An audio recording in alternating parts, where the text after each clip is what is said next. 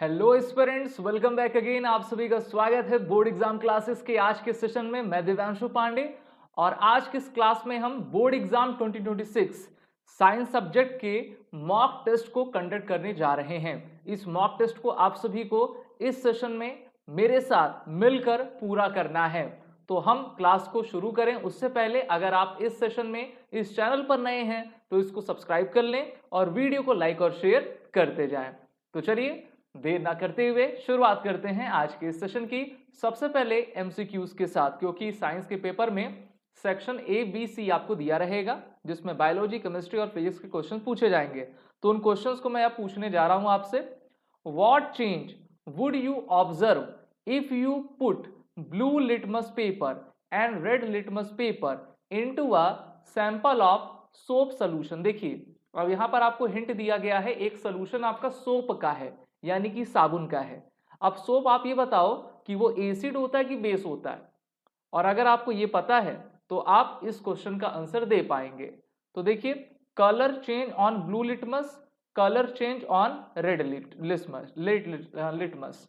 अगर आपने एक सोल्यूशन सोप का लिया है ना, एक में जो है आप क्या कर रहे हो, ब्लू लिटमस पेपर को डिप कर रहे हो और एक में आप रेड को डिप कर रहे हो, तो उनके कलर्स किस तरीके से चेंज होंगे आपको ये बताना है। तो इसका आपका राइट आंसर ऑप्शन ए होगा। क्या होगा? Option A. ब्लू लिटमस में कोई भी चेंजेस नहीं देखने को मिलेंगे, वहीं पर रेड लिटमस पेपर आपका वो ब्लू में बदल जाएगा। ठीक है, तो इस तरीके से ऑप्शन ए आपका सही है। चलिए इसके रीजन के बारे में भी हम जान लेते हैं। Why this happens? Soap solution is alkaline, that is the basic, due to the formation of hydroxide like sodium hydroxide and potassium hydroxide when soap dissolve in water। ये बेसिक नेचर का होता है। दूसरा इसका रीजन है bases cause red litmus to turn blue। Base क्या करता है? रेड लिटमस पेपर को, रेड को वो ब्लू में आपका कन्वर्ट कर देता है। And have no effect on blue litmus paper, और ब्लू लिटमस पेपर में कोई इफेक्ट ही नहीं पड़ेगा, यानी कि उसका कलर आपको चेंज ही नहीं होगा। इसलिए हमने कहा option A is the right answer. Next question की तरफ आगे बढ़ेंगे। तो नेक्स्ट क्वेश्चन में आप सभी पढ़ सकते हो, which of the following substances when mixed with water will result in solution with the lowest enthalpy value. Enthalpy की टेबल आपने देखी होगी, 0 से लेकर 14 तक की रहा करती है, जिसमें अगर आप 7 से कम जाओगे तो वो एसिड रहेगा, 7 के अबव जाओगे तो वो बेस में आपका आ जाता है। ऑप्शंस आपको सामने दिए गए हैं, milk of magnesia, human blood, gastric juice from the stomach and pure water. Question एक बार हम फिर से देखेंगे, इनमें से कौन सा substance when mixed with water, ठीक है, किसी सब्सटेंस को अगर आप वाटर में, ठीक है, ऊपर से आप मिक्स कर रहे हो, ठीक है, result in a solution with lowest enthalpy value. अगर आप lowest enthalpy value in 4 options में देखेंगे तो सबसे कम जो है ये ऑप्शन सी की है, gastric juice from the stomach, क्योंकि हाइड्रोक्लोरिक एसिड हमारे स्टमक में बनता है, वो डाइजेशन में आपका फायदा करता है, तो इसलिए option C is the right answer. Milk of magnesia एक बेसिक है, ठीक है, और जो the lowest enthalpy means most acidic, ये आप पता कर लीजिए। ह्यूमन ब्लड साइक्लिक बेसिक होता है जो कि 7.4 के अराउंड में रहता है। गैस्ट्रिक जूस हाईली एसिडिक होता है जिसमें हाइड्रोक्लोरिक एसिड होता है। प्योर वाटर नेचुरल, उसकी एंथैल्पी वैल्यू आपकी 7 होती है, यानी कि वो बीच का रहा करता है। तो इस तरीके से आपने इसके एक्सप्लेनेशन को भी कवर कर लिया है। क्लास अच्छी लग रही है तो इसको लाइक और शेयर जरूर करिएगा। नेक्स्ट क्वेश्चन की तरफ चलेंगे। When dilute hydrochloric acid is added to the solid sodium carbonate. अब देखिए, सॉलिड सोडियम कार्बोनेट Na2CO3 कहेंगे, placed in a test tube, the observation is a reddish brown gas is evolve, the solution turns milky and the test tubes become hot. Third, brisk effervescence. Effervescence का मतलब बुदबुदाहट। जब भी आप मान लीजिए आपने कोई सोल्यूशन लिया, उसमें ऊपर से आप कुछ डालते हो तो फट फट फट होता है कि नहीं, उसी को एफरवेरेंस कहते हैं। is seen due to the evolution of a colorless odorless gas। Fourth option आपसे कह रहा है a yellow precipitate is formed। तो देखिए, अगर आप जब भी डाइल्यूट हाइड्रोक्लोरिक एसिड को सोडियम कार्बोनेट से इसका रिएक्शन करवाते हो तो आपको क्या मिलेगा? ऑप्शन सी मिलेगा, यानी कि BRICS effervescence is seen due to evolution of colorless and the odorless gas। अब इसको आप अगर आपके एग्जाम में ये वेरी शॉर्ट आंसर में या फिर शॉर्ट आंसर में पूछ लिया जाए तो आप इसको कैसे करोगे, यहां पर तो आप बता लोगे, लेकिन आपको करने के लिए क्या करना पड़ेगा, ऑब्जर्वेशन में आप सोडियम कार्बोनेट लीजिए, हाइड्रोक्लोरिक एसिड के आप 2 मॉलिक्यूल्स ले लीजिए, तो ये क्या होगा, ये एक तरीके से डिस्प्लेसमेंट रिएक्शन दिखा रहा है, सोडियम क्लोराइड बनाएगा, वाटर को और कार्बन डाइऑक्साइड को ये हटाएगा, यानी कि जो आपका गैस निकलेगा वो कार्बन डाइऑक्साइड का निकलेगा, कार्बन डाइऑक्साइड रिलीज हो जाएगा। Brisk effervescence is seen due to the evolution of colourless and odourless gas, और ये कलरलेस ऑर्डरलेस गैस कौन सी होती है, कार्बन डाइऑक्साइड होती है, जिसको हम छोड़ते हैं और ऑक्सीजन को लिया करते हैं। तो ये सब बातें आपको जरूर पता होनी चाहिए। इसी के साथ नेक्स्ट क्वेश्चन की तरफ चलेंगे, बहुत ही इंपॉर्टेंट है। In the reaction of an aqueous solution of lead nitrate with an aqueous solution of potassium iodide, तो पोटेशियम आयोडाइड लिया गया है, ठीक है, लेड नाइट्रेट लिया गया है, the insoluble substance form is, जो इनसोल्यूबल रहेगा यानी कि जो सोल्यूशन में सॉल्युबल नहीं रहेगा, इनमें से कौन सा आपका सोल्यूशन रहेगा, बताइए आप सभी को अपने अपने आंसर कमेंट बॉक्स में कमेंट करने हैं, ठीक है, और जहां ना समझ में आए तो जरूर कमेंट करिए, हम उसका आंसर देंगे आपको। इसका राइट आंसर ऑप्शन डी है। अब देखिए आप सभी सबसे पहले जो है लेड नाइट्रेट लीजिए PbNO3 ट्वाइस, और यहां पर आप पोटेशियम आयोडाइड ले लीजिए, ठीक है, उसके 2 मॉलिक्यूल्स। अब यहां पर जो आपको रिएक्शन देखने को मिलेगी तो लेड ऑक्साइड और पोटेशियम नाइट्राइट आपको देखने को प्राप्त होगा, ठीक है। तो हम कह सकते हैं कि lead iodide is insoluble and forms a yellow precipitate. Lead iodide, ये जो आपका PbI2 जो है, ठीक है, नीचे की तरफ आपका ये रिएक्शन जा रहा है, तो इसका मतलब ये है कि इनसोल्यूबल है और ये येलो प्रेसिपिटेट देगा, क्योंकि उसकी कैरेक्टरिस्टिक ही वही है। अब आपके एग्जाम में एसर्शन और रीजन से रिलेटेड क्वेश्चन पूछे जाएंगे। तो देखिए अगर आपको कॉन्सेप्ट अच्छे तरीके से लर्न है, आपने उसको अंडरस्टैंड किया है, तो एसर्शन एंड रीजन के क्वेश्चंस को आसानी से इसका आंसर आप दे पाएंगे। क्वेश्चन दिया गया है कि abscisic acid is refers to as the stress hormone in plants.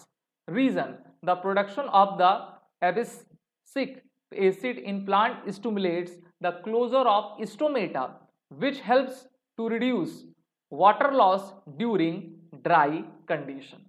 अब देखिए यहाँ पर प्लांट से आपका क्वेश्चन पूछ लिया गया है, इकोलॉजी, इन्वायरमेंट, प्लांट, फोटोसिंथेसिस, इन सभी से क्वेश्चंस आपके पूछे जाएंगे।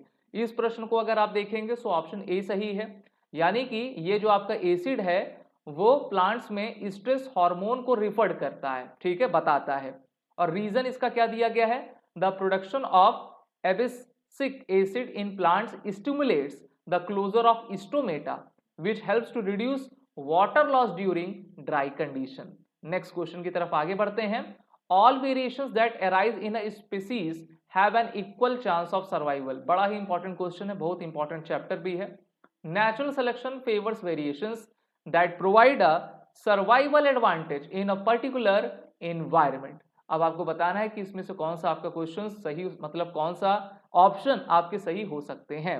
तो यहां पर मुझे दिखने को प्राप्त हो रहा है, मिल रहा है कि असर्शन तो पूरा सही है, all variation that arise in a species have an equal chance of survival, लेकिन वहीं पर रीजन इसका हमको गलत दिख रहा है, ठीक है, नहीं सॉरी, यहां पर आपका ऑप्शन डी सही है, that is the all variations that arise in a species have an equal chance of survival. देखिए हाँ, ये तो इक्वल चांस ऑफ सर्वाइवल हो ही नहीं सकता। क्यों नहीं हो सकता है, अगर जब भी रिप्रोडक्शन के थ्रू जो है जनरेशंस आगे आती हैं तो आप उनमें एक समान, एक जैसी कैरेक्टरिस्टिक बिल्कुल भी नहीं देख पाएंगे, तो इसलिए पहला आपका गलत रहेगा। नेचुरल सिलेक्शन फेवर्स वेरिएशंस, जी हाँ, वेरिएशन होनी चाहिए, ठीक है, इसलिए आपका रीजन सही है लेकिन पहला गलत है। अब यहां पर अगर आपको all variation that arise in species have an equal chance, यहां पर आप दे देता कि डिफरेंट चांस ऑफ सर्वाइवल, तो असर्शन भी आपका सही हो जाता। तो यहां पर आप देख सकते हैं ऑप्शन डी सही होगा, यानी कि पहला गलत और आपका ये जो रीजन है वो सही है। नेक्स्ट क्वेश्चन की तरफ चलेंगे। देखिए फिर सोप से रिलेटेड क्वेश्चन आया है। Soaps are not effective cleansing agents in hard water. soap forms insoluble precipitates is कब on reaction with calcium and magnesium ions present in the hard water। तो यहां पर अगर हम इस क्वेश्चन को देखें तो ऑप्शन ए इसका सही होता है, ठीक है, दोनों ही आपके सही हैं। हार्ड वाटर को अगर आप ले लोगे तो हार्ड वाटर में जो झाग होता है, ठीक है, वो नहीं निकल पाता है। और सोप का काम क्या होता है, डिटर्जेंट ले लीजिए, सोप ले लीजिए, जिस साबुन से हम नहाते भी हैं, तो जब आप नॉर्मल वाटर लेते हो जिसकी एंथैल्पी 7 के करीब आती है तो उसी से तो आपका झाग निकलता है। हार्ड वाटर ले लोगे तो वो इनसोल्यूबल रहेगा, वो मिल ही नहीं पाएगा। आपने इसको पढ़ा भी होगा, वही क्वेश्चन को यहां पर आपका पूछ लिया गया है।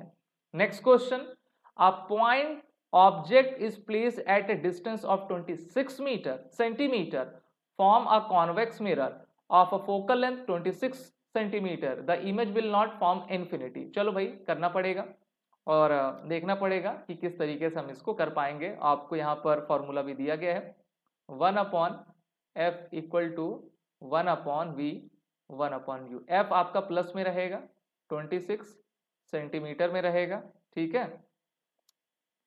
और क्या है, डिस्टेंस आपका दिया गया है, डिस्टेंस आपका दिया गया है ना, तो डिस्टेंस कितना है आपका 26 है। चलिए डिस्टेंस यानी कि u आपका 26 है, जो कि माइनस में हम ले लेंगे, तो ये 26 हम करेंगे। v की वैल्यू यानी कि इमेज की डिस्टेंस आपको बतानी है, तो आप क्या कर सकते हो, 1/v इक्वल टू 1/26 प्लस 1/26, 26 आप कर लोगे तो यहाँ पे 2 आ जाएगा, 1/13 आ जाएगा, v इक्वल टू आपका 13 आएगा, ठीक है, v इक्वल टू आपका 13 आएगा। जबकि असर्शन में कहा है कि ये इन्फिनिटी आएगा, ठीक है, अच्छा हाँ, the image will not infinity, हाँ, तो ये तो असर्शन तो सही लग रहा है। अब यहाँ पर दिया कि ये v की वैल्यू इन्फिनाइट आएगी, इन्फिनाइट कहाँ भी आई भाई, हमें 13 सेंटीमीटर मिल गई है, तो इस तरीके से हम कहेंगे option C is right where a is true but r is false. समझ में आ गया किस तरीके से करना है। नेक्स्ट क्वेश्चन की तरफ चलेंगे। अब देखिए असर्शन को और हमने अभी एमसीक्यू के क्वेश्चंस को कवर किया है, अब आते हैं शॉर्ट आंसर शॉर्ट क्वेश्चंस की तरफ।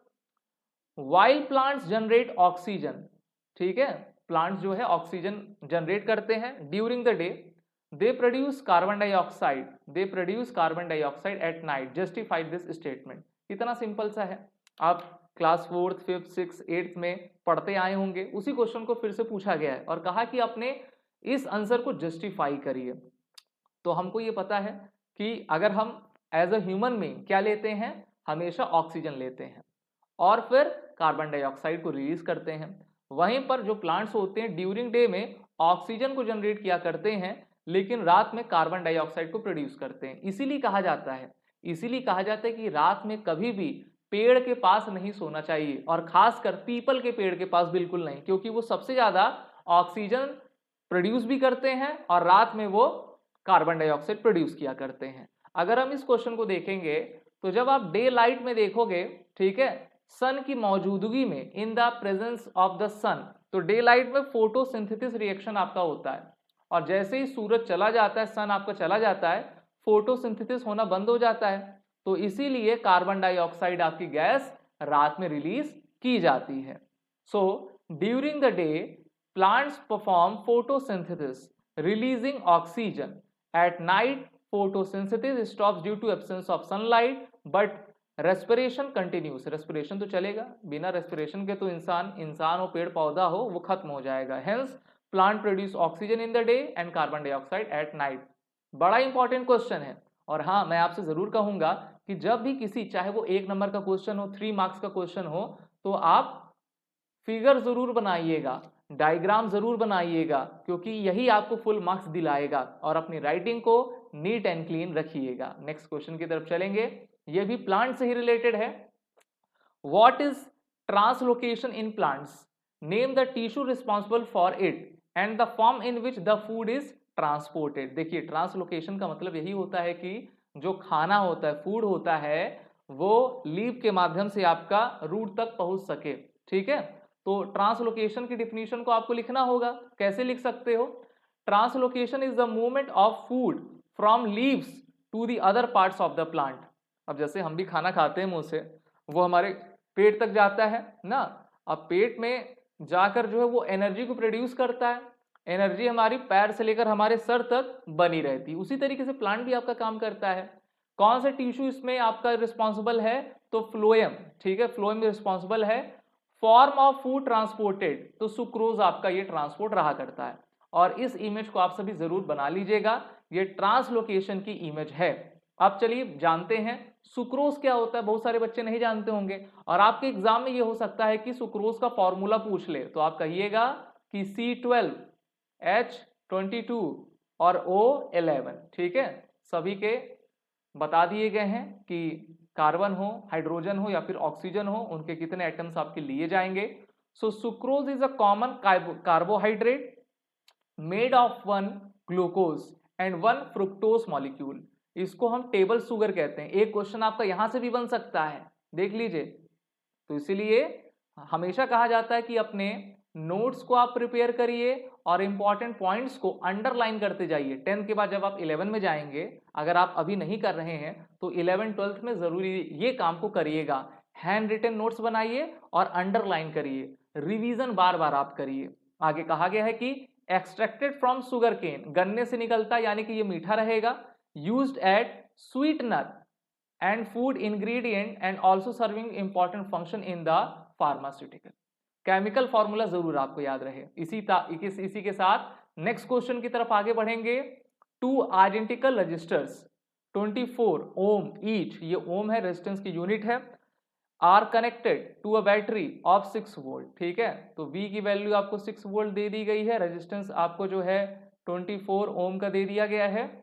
Calculate the ratio of the power consumed by the maximum resistance और मिनिमम रेजिस्टेंस एंड मैक्सिमम। देखिए मिनिमम रेजिस्टेंस अगर आपको लगाना है ना और पावर के साथ, तो आप जानते हो मिनिमम के लिए हम किसका यूज करते हैं? मिनिमम के लिए हम पैरेलल का यूज करते हैं। तो R into R upon R plus R करेंगे, यही फॉर्मूला होता है ना। तो 24 इंटू 24 अपॉन, तो ये 24 प्लस 24 आपका क्या हो जाएगा? 48 हो जाएगा। और 24 इंटू 24 कितना होता है भाई? इसको करना पड़ेगा, रुक जाओ। अच्छा, 4 4 16, 4 2 8 9, 2 4 8, 2 2 4, 6 8 9 17, 1 4 1 5 5 76। अब इसको आप काट लीजिएगा, ठीक है, अपना इसको आप डिवाइड कर लीजिएगा। और अगर हम मैक्सिमम की बात करते हैं तो मैक्सिमम में आप R1 प्लस R2 कर लीजिए, यानी कि ये क्या हो जाएगा? 24 प्लस 24 हो जाएगा आपका 48 ओम आ जाएगा कि नहीं आ जाएगा? तो यही आपका आंसर हुआ, आप इसको देख सकते हैं। अगर आपको रेशियो पूछा गया है, मान लीजिए इसकी कुछ वैल्यू आती है, इसको आप काट दोगे, कुछ ना कुछ वैल्यू आएगी, ठीक है, तो उसका डिवीजन आप 48 से कर दीजिए, आपका ये आंसर आ जाएगा।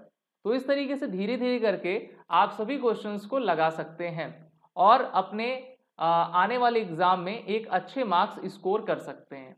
तो ये काफी जरूरी है आपके लिए कि आपको फॉर्मूले जरूर याद होने चाहिए और किस तरीके से हम इसको आगे बढ़ा सकते हैं, ठीक है।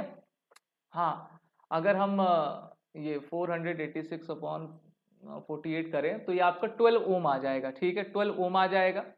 और अच्छा हाँ, इसमें पावर भी पूछी गई थी, तो V स्क्वायर अपॉन R, ठीक है। दूसरे पेज में हमको करना, एक मिनट मैं दूसरा पेज खोल लेता हूं, तब तक आप लिख सकते हैं इसको। एक मिनट, सॉरी, नेक्स्ट पेज कहाँ गया भाई? हाँ, पावर अगर आपको मैक्सिमम लेनी है तो V स्क्वायर अपॉन R हो जाएगा, ठीक है। तो वो आपका 36, क्योंकि 6 इंटू 6 था, और R की वैल्यू आपको कितनी मिली है? यहाँ पर R की वैल्यू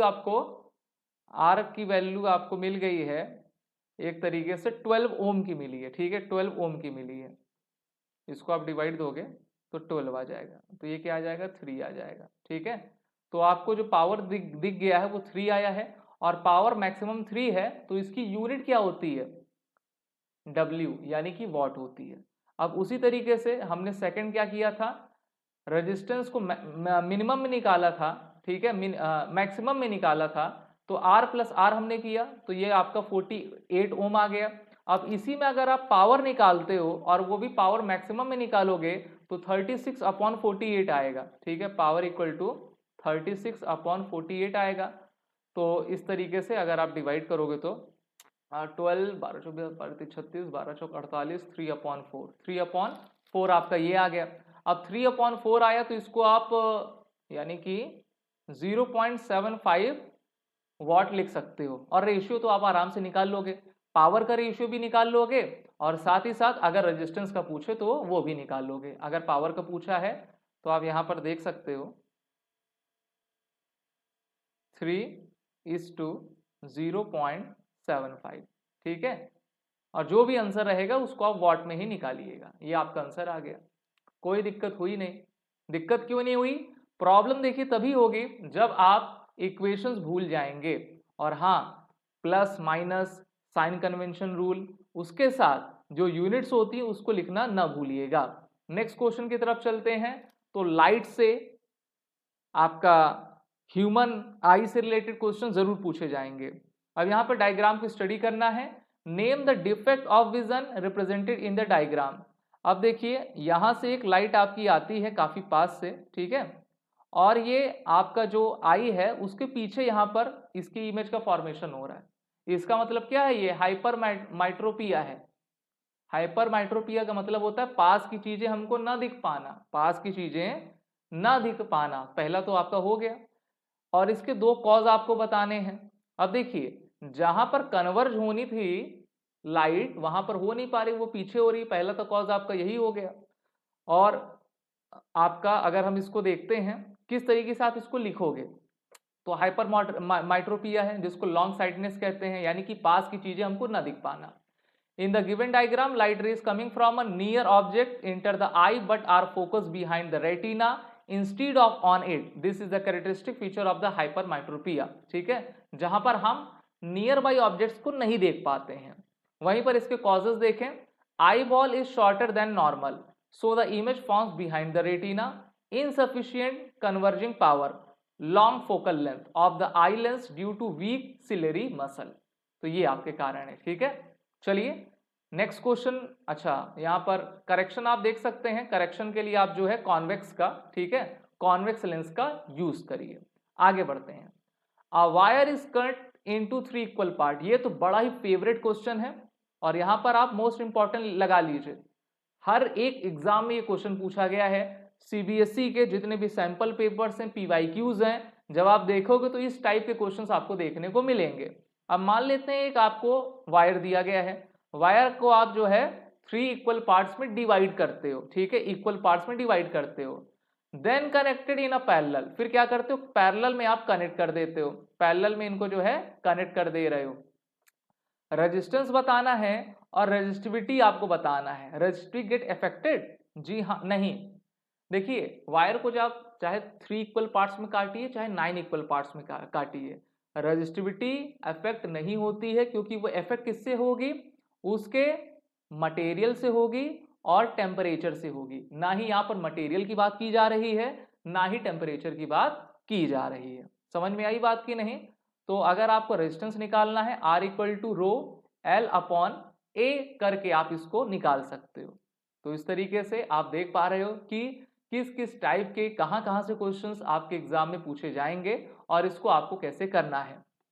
देखिए आपका जो वायर है इसको 3 इक्वल पार्ट्स में किया गया है। तो अगर आपको रेजिस्टेंस ईच आपके वायर का निकालना है, ठीक है, तो आप क्या करिए, L/3 कर लीजिए। रेजिस्टेंस ईच पार्ट का निकालना है तो रो को रो करिए, L/3 करिए, इसको आप A करिए। तो R इक्वल टू R की वैल्यू आपको क्या दिखेगी, R की वैल्यू जो है यानी कि रेजिस्टेंस ऑफ ईच की R/3 दिख जाएगी। R ईच की यानी कि रेजिस्टेंस ईच की जो है R/3 आपको दिख जाएगी। वहीं पर अगर आपको पैरेलल निकालना है तो पैरेलल में आप क्या करेंगे, 1/R each equal to 1/R3 plus 1/R3 plus 1/R3, ठीक है। तो यहां पर जो रेजिस्टेंस आपको निकलेगा वो एक तरीके से क्या हो जाएगा, ये 9 के करीब जाएगा, तो R/9 कह देंगे, ठीक है, R/9 कह देंगे, यही आपका आंसर हो जाएगा। तो सिंपल तरीके से आप इसको निकाल सकते हैं, बस आपको कॉन्सेप्ट अच्छे से पता होना चाहिए और फॉर्मूला। आगे बढ़ते हैं, और ये सबसे इंपॉर्टेंट क्वेश्चन है। The values of the current flowing in a given resistor for the corresponding values of potential difference V across the resistors are given below। अब यहां पर आपको करंट दिया गया है, करंट की यूनिट एम्पियर में होती है, और वहीं पर पोटेंशियल डिफरेंस आपको V दिया गया है, ठीक है, जिसको वोल्ट हम कहते हैं, वोल्टेज कहते हैं, तो ये दिया गया है। अब आप सिंपली जो है इसका ग्राफ तो बना ही सकते हैं, ठीक है। ग्राफ बनाने के लिए कुछ इस तरीके से आप करिएगा, ये नीचे आप I ले लीजिए, इधर आप वोल्ट ले लीजिए और ड्रॉ करिए और लगातार इसको लेते जाइए, ठीक है। मैं आपके लिए इसके ग्राफ को लेकर आया हुआ हूं, जिसको आप यहाँ पर देख पा रहे हो। VI ग्राफ इसको कहते हैं ना, वोल्ट एम्पियर ग्राफ कहा करते हैं। यहाँ पर आपने एम्पियर की वैल्यू, करंट की वैल्यू ली है, और वाई एक्सिस पर, ये एक्स एक्सिस आपका हो गया प्लस में, और वाई एक्सिस पर आपने क्या ले लिया है, पोटेंशियल डिफरेंस यानी कि V ले लिया है, जिसको वोल्ट भी आप कह सकते हो। और इन्होंने किया तो लगभग आपको क्या मिल रहा है, एक स्ट्रेट लाइन का ग्राफ मिल रहा है, और यहीं पर आप ओम्स लॉ को लगाइए। So this showing that the resistor obeys Ohm's law, जहां पर V is proportional to the I, ठीक है, volt is proportional to the current. वहीं पर दूसरा पूछा गया था रेजिस्टेंस, रेजिस्टेंस के लिए भी आप इसका ओम्स लॉ लगाएंगे, R equal to V upon I। For each sets of values V upon I is nearly constant, the average resistance calculated from the data is, और रेजिस्टेंस आप तो कैलकुलेट कर लेंगे, लेकिन वहां पे करना पड़ेगा, ये क्वेश्चन आपके 3 मार्क्स में पूछे जाएंगे। R equal to V upon I आप कर लोगे कि नहीं कर लोगे, आप ये बताइए। ये भी जैसे मान लीजिए ये 2 दिया है, ये 1.6 दिया है, तो आप ऐसे करोगे, आंसर आएगा। इसी तरीके से 4-5 का आपको देखना पड़ेगा, फिर एवरेज उसका निकाल लीजिए, एवरेज तो निकल ही जाएगा। और रेजिस्टेंस बताना है तो रेजिस्टेंस की यूनिट जो है हमेशा ओम में आती है, तो R इज इक्वल टू 3.3 ओम। समझ में आ गया बात, सभी को दिख रहा है कि नहीं, मैं किनारे हो जाता हूं। तो ये थे आज के मॉक टेस्ट के इंपॉर्टेंट क्वेश्चंस। आई होप आपने समझा होगा। वीडियो को लाइक करें, शेयर करें, हमारे चैनल को सब्सक्राइब करें। जय हिंद, जय हिंद।